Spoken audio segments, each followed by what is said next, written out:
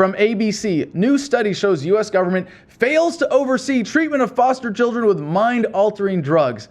And you see Diane Sawyer is the one reading the story with that concerned motherly, now grandmotherly look on her face.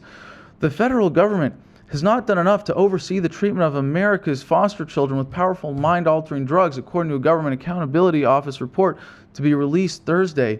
ABC News was given exclusive access to the GAO report, which capped off a nationwide year-long investigation by ABC News on the overuse of the most powerful mind-altering drugs on many of the country's nearly 425,000 foster children.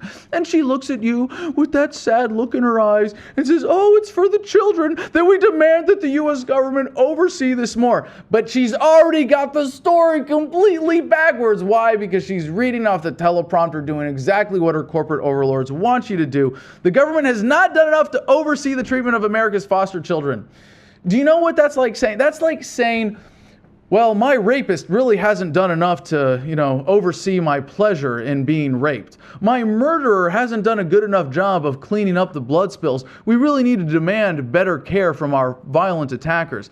The government is behind pushing these psychoactive drugs on these children. Holy crap, is it so hard to see? But no, this is why the mainstream media is so dangerous. Excuse me, not the mainstream. The old broadcast, government-controlled propaganda media is so dangerous because it gives you these absolute false presumptions of government and retrenches them in your mind. And so when a real problem like this comes up, you automatically go, well, geez, why isn't the government doing more about this? But if you understood what the government was and you weren't being fed propaganda by government lackeys, you'd understand that this presumption is entirely false. If you looked and asked why, and this is the thing, they don't want you to ask why. They want you to go to knee-jerk violent solutions, which is all you ever get from government. More oversight, more regulation, more violent control, because that's what government is. I'm not saying this isn't a real problem. This is a huge problem.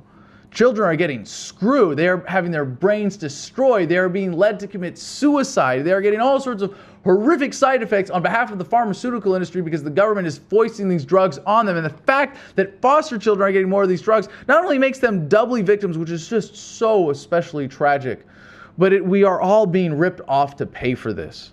The GAO's report, based on a 2-year-long investigation, looked at 5 states, Florida, Massachusetts, Michigan, Oregon, and Texas. Thousands of foster children were being prescribed psychiatric medication at doses higher than the maximum levels approved by the Food and Drug Administration in those 5 states alone.